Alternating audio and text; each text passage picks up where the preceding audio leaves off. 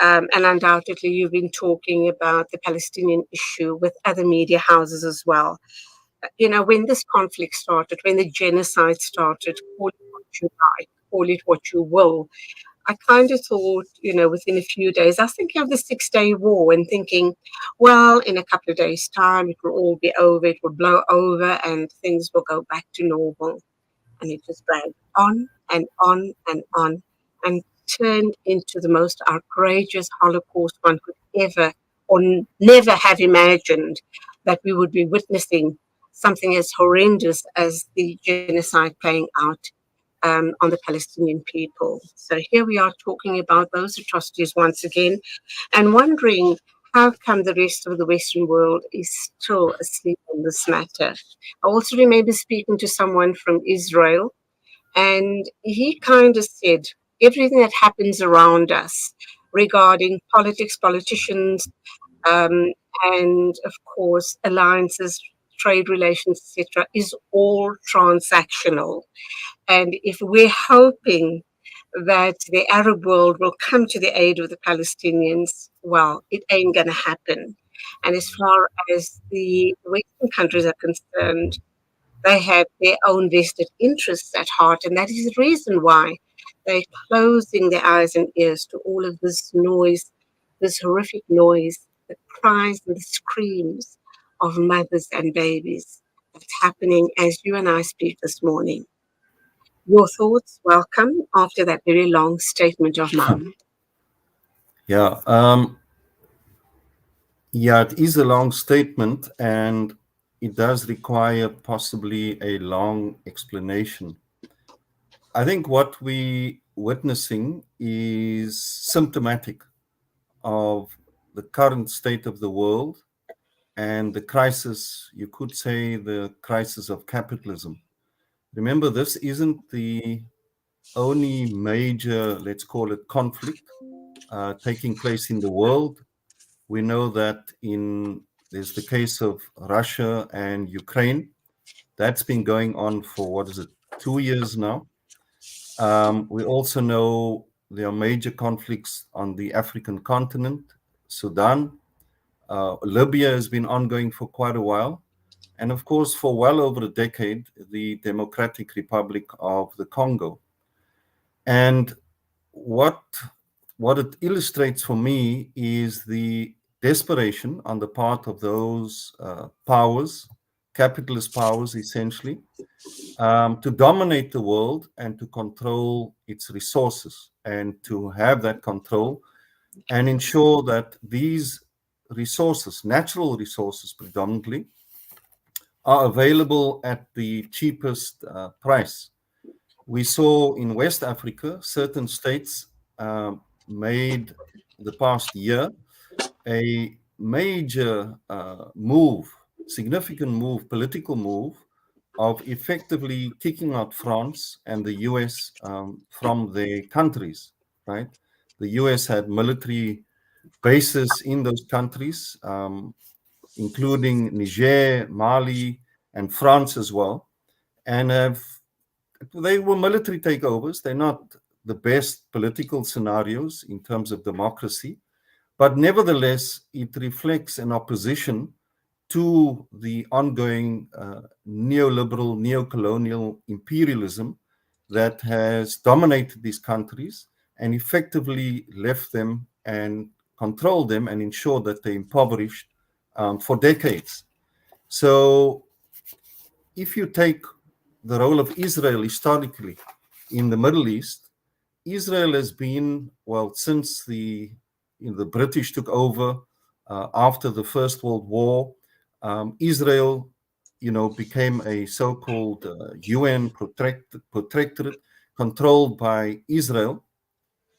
And Israel has been boosted, and particularly since 47, 48, with the UN declaration, endorsement of Israel, the division, the partition of Palestine, Israel has been the imperialist bastion in the Middle East, because in that context of 47, remember this is the post-Second World War, many of the subjects of the imperialist powers, Britain, France especially, who dominated the Middle East, they fought in the Second World War against Nazism, fascism, and effectively, ideologically, those wars were fought in the name of democracy. And so when these people, these soldiers came home, India, Egypt, etc., Syria, and so on, they were posing the question, we were fighting for democracy and against fascism, but yet here we are dominated in our own countries by colonial powers, and there's no democracy, we don't have any rights,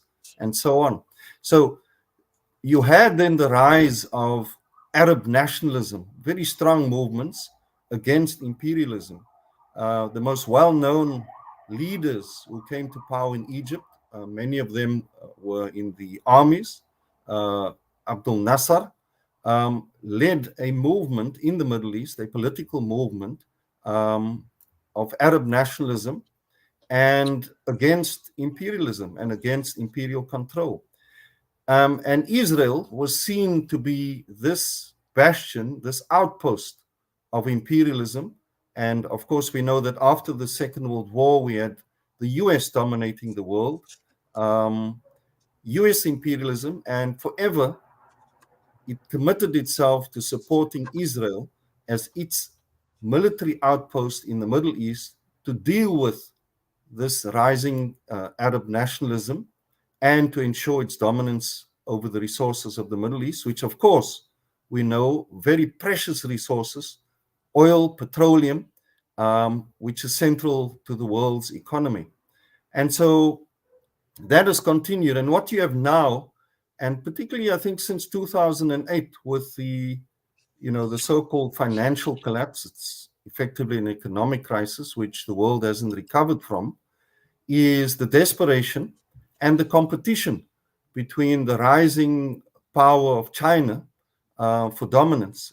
China started this economic growth path, an economic policy, economic strategy, the Belt and Road Initiative, which is meant to join the East, including the Middle East and Europe, as one huge economic zone, and has invested trillions of dollars in this.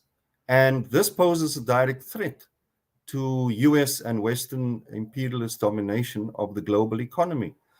And so in this context, for me, it's no coincidence that whereas in the past, you would have found that the US, if you remember Obama and Clinton, when there were these attacks on Gaza, they would intervene and say after, a few weeks, Israel, this is enough. There's too much destruction. This will harm the US and your position in the world, to stop the bombing. Now, instead of doing that, they're actually supporting Israel and providing all the ammunition to continue this genocide. And effectively, what it is, it's the traditional colonial methods of genocide. If you look at the case of North America, Australia, and so on, but it's an attempt, an effort to get the Palestinian resistance movement to effectively surrender, which it did with the PLO in the early 1990s with the Oslo Accords. But of course, the struggle didn't continue. Hamas and other organizations have led and continued the resistance against Israel. And this is kind of a final attempt by the Israeli regime and the Western powers to get the Palestinians to surrender and to end its resistance to colonialism and its oppression. And so this is why it's continuing in my view. This is my own take on what's happening. Okay, Martin, loved your insights on that opening statement of mine. We're going to go for an ad break and just try and see if we can just fix your line because your picture was freezing just now. But let me leave you with this question. When we do come back from the ad break, I'd like a response on the issue. You talk about Israel's final push or the Western world's final push at subjugating the Palestinians. I'm kind of also wondering now, and I guess this is a big question being asked all around the world, the issue regarding Iran. the question is Iran going to retaliate against Israel for the killing of Haniyeh? They've been making all sorts of threats, but I think the question and the consequences are so much bigger and wider than that. Because should Iran, this is my own take, should Iran retaliate, go into a retaliatory attack on Israel, we could well see a regional war breaking out in the Middle East. And I think the consequences are going to be very dire, not only for the Middle East, but globally. I'll come back to you in a minute or two. Let's take an ad break and see if we can just stabilize your line, if you don't mind, and then you can respond to that question. Martin Jansen is my guest. He is a member of the PSC based in Cape Town, and we are, of course, talking about the genocide in Palestine. Contact.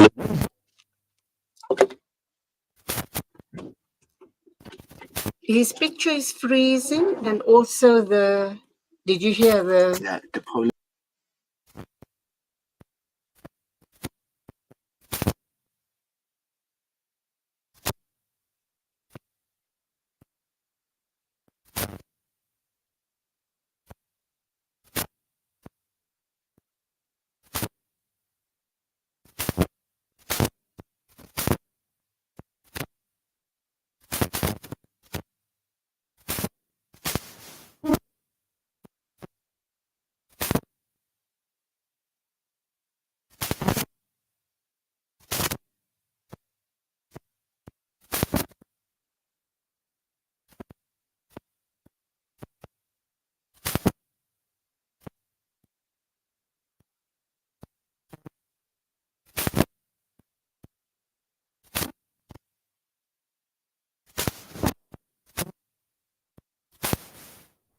Discover the Africa of your dreams and surround yourself with her spectacular beauty. Relax beneath her serene sunsets and explore wildlife at its natural best. It's where the pride of Africa comes together. The Kwantu Private Game Reserve. Get to know the Big Five or cruise on an elephant safari game drive. Interact with lion and tiger cubs and enjoy world-class halal cuisine while we pamper you during your 5-star stay. Indulge in the true African experience. For reservations, call now on 042-203-1400 or visit kwantu.co.za.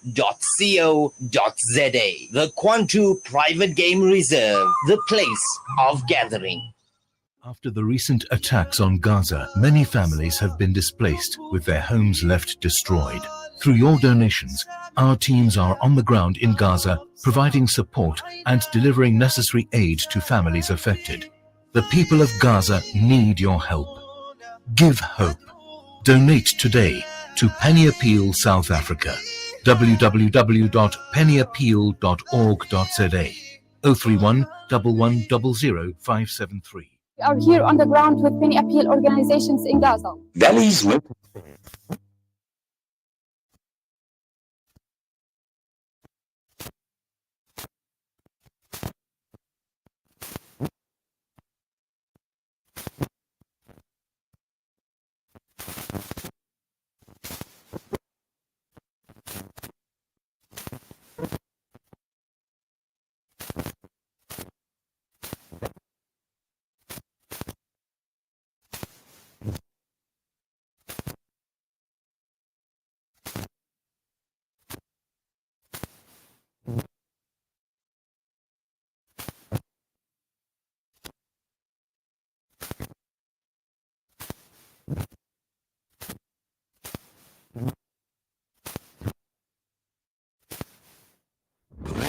Connect and stay ahead with Salam Media. This is Salam Media, coming to you live from South Africa. Welcome back. Our first guest is Martin Jansen. He's with the PSC based in the Western Cape. And we're, of course, talking about the situation in Palestine, the ongoing genocide. And the big question, of course, is when will the madness end? It seems as if the Western world has just put on blinkers as far as the situation is concerned. And it also leads me to believe that there are two different sets of rules to support the Western world and white extremism. And as far as brown and black people and nations are concerned, I don't think the West is really interested in helping out in any way or form. However, of course, I have put a question to Martin before the ad break, and let's listen to that response regarding a possible regional war in the Middle East if Iran does, in fact, decide to strike Israel. Is that a possibility, or would the cost be way too great, not only for the Middle East, but for the rest of the globe? Martin, back to you. Welcome. Yeah. Look, for quite a while, Iran has held back significantly, despite all Israel's provocations. Israel has assassinated a number of leaders of the axis of resistance.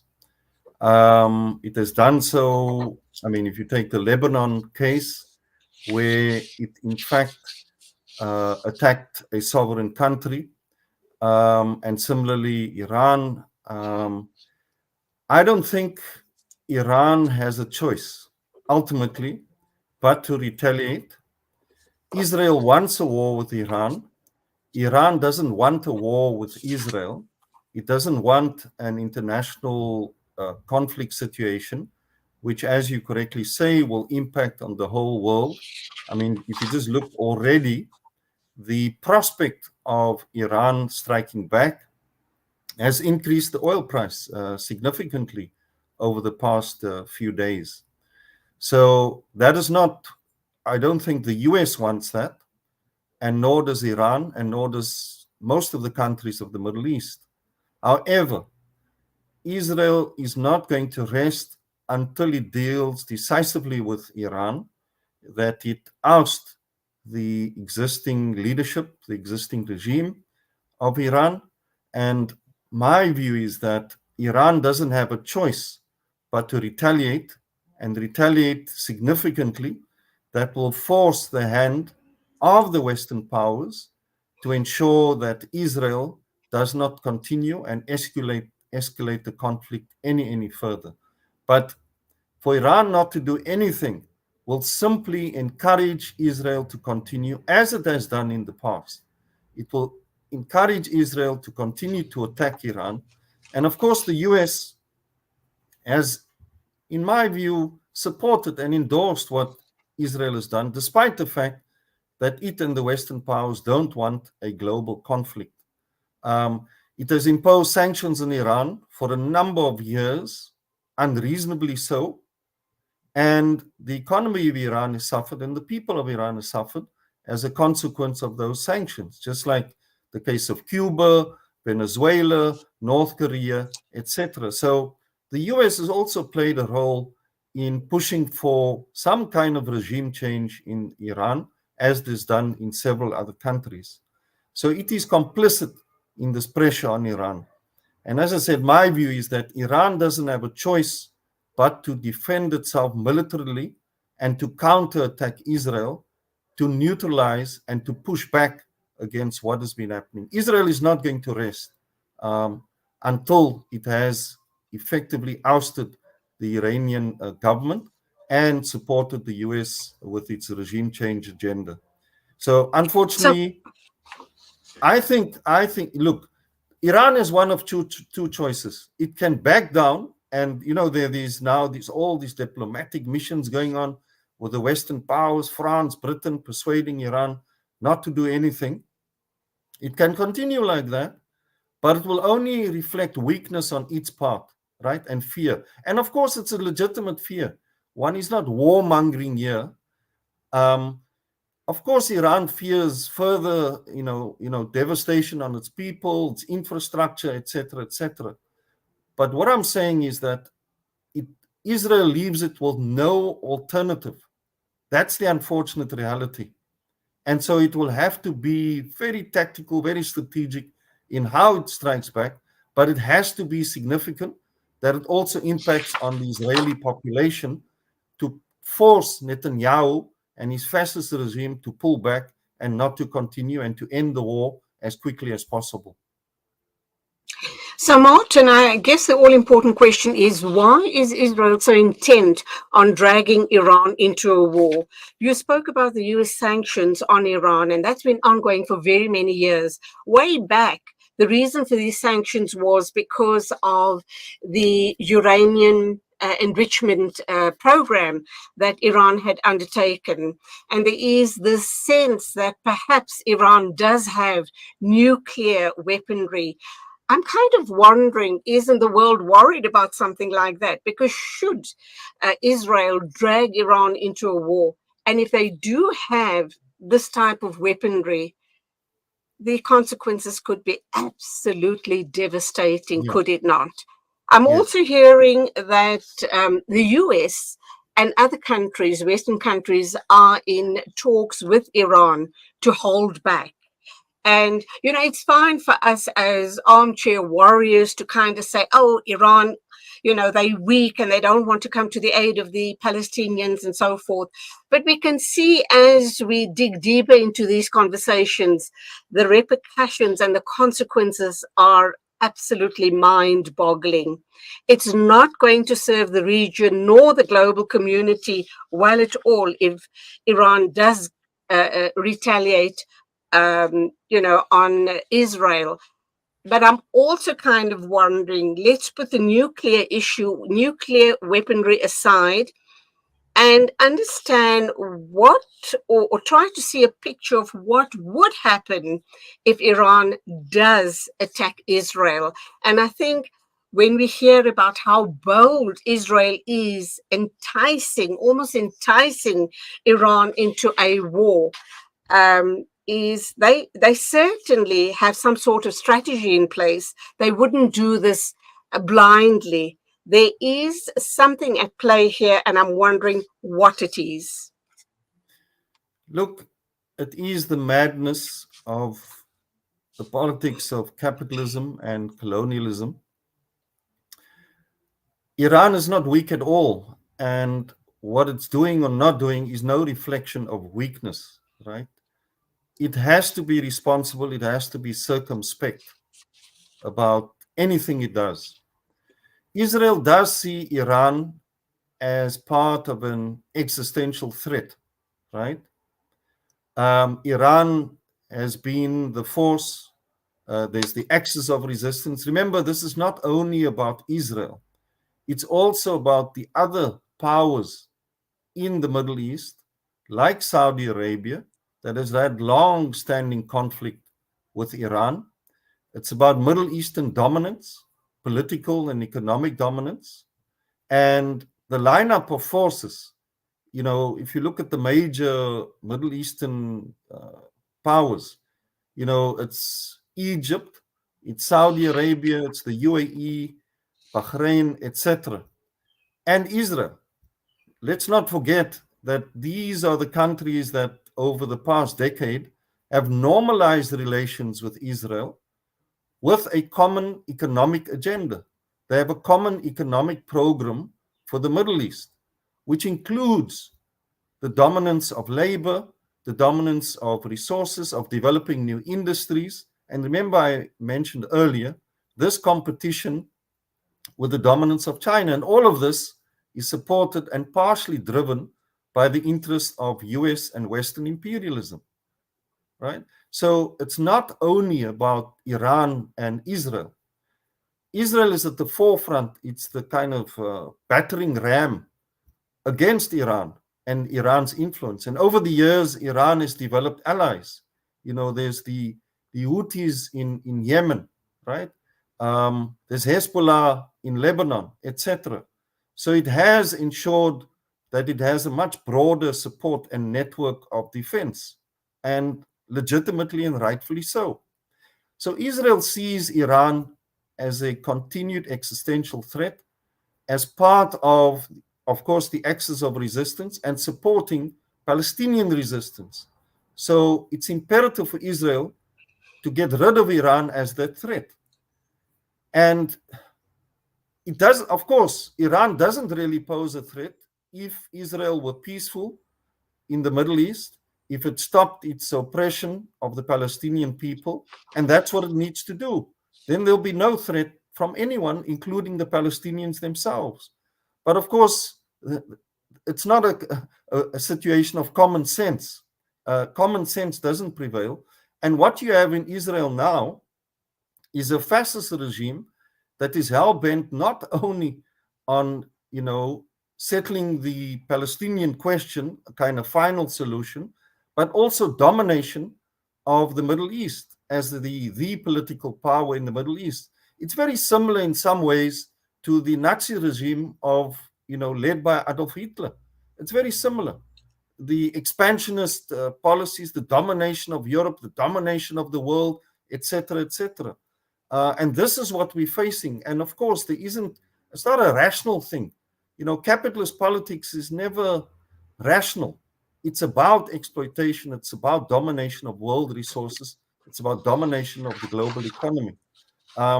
And the US is hand in hand with Israel in this mission. It has been part of dealing with Iran for decades, since 1979. So that's not going to stop. And the tensions are there. And you're right, there's a huge threat of war, not only warfare with all the consequences, but nuclear warfare, because Israel is a nuclear power. And heaven knows with the current leadership of Israel, what's possible with them. So I'm not advocating, for war at all. I mean, I think we must be pushing for peace at all costs, which is why our struggle against Israel is so important, because Israel is a threat to global peace. It has been for many, many decades, and it has to stop. But unfortunately, the forces at play here is not going to ensure that it will stop. And what I'm saying is that Iran faces a threat as well. If it's not going to respond, it's basically sending a message to Israel that we are weak, yes, exactly, and we are too fearful of the consequences of retaliation because Israel has got US support. So what does Iran have to do? As I said, I don't think Iran has a choice but to strike back and to pose some threat to Israel, its people, and its people hopefully can pull back Israel, and the consequences for the world, the West will do the same, which is already trying to do. So, yeah, I don't want to be misunderstood that I am warmongering. All I'm saying is that Iran doesn't have a choice. This has been going on for too long. Right. You're not warmongering. We're just looking at the different scenarios and just how frightening the consequences could be. In closing, then, I just want to make a statement. We are seeing this Islamophobic narrative, all over the Western world. We see what's playing out in the UK, and of course in Europe, where all over in Europe, Germany, France, even in the Norwegian countries. And the question I always kind of put forward is, I think the Western world has to ask one very important question. What has or who has created this mass displacement of people, forcing them to immigrate and look for better opportunities? And they will not, obviously, the Western world refuses to take responsibility for that because they are directly responsible for the situation that the current world order seems to find itself in. They create the wars in Africa and in the Middle East. The people are then displaced and they have no option but to flee the countries and to go and look for hopefully a safer haven in a Western country.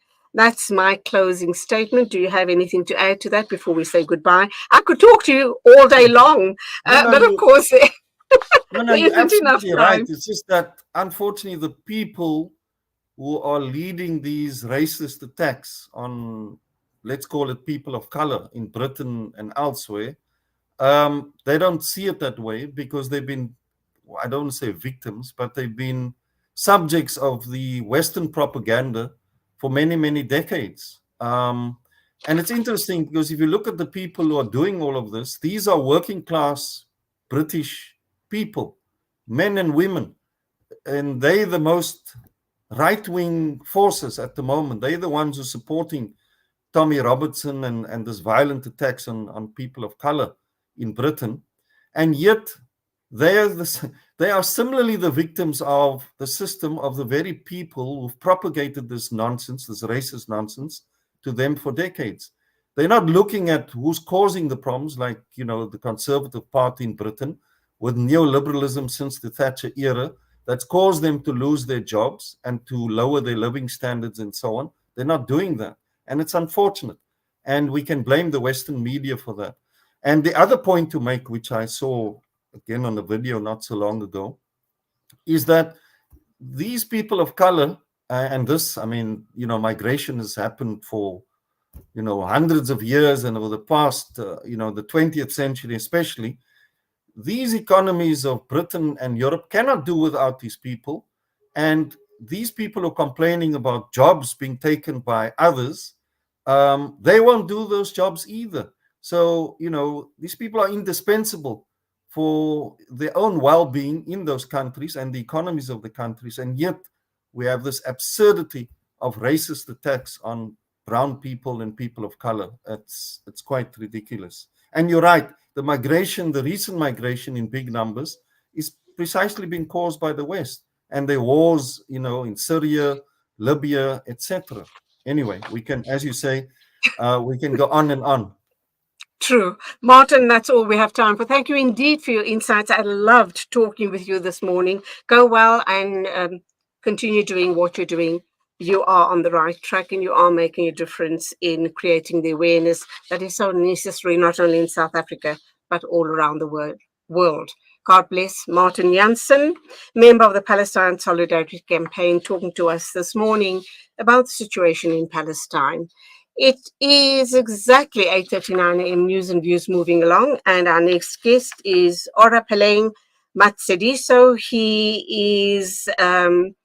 He holds a master's at the Institute for Pan-African Thought and Conversation at the University of Johannesburg, and we are going to be talking once again about an uprising, but this time around an African uprising, an African spring. So do stay with us.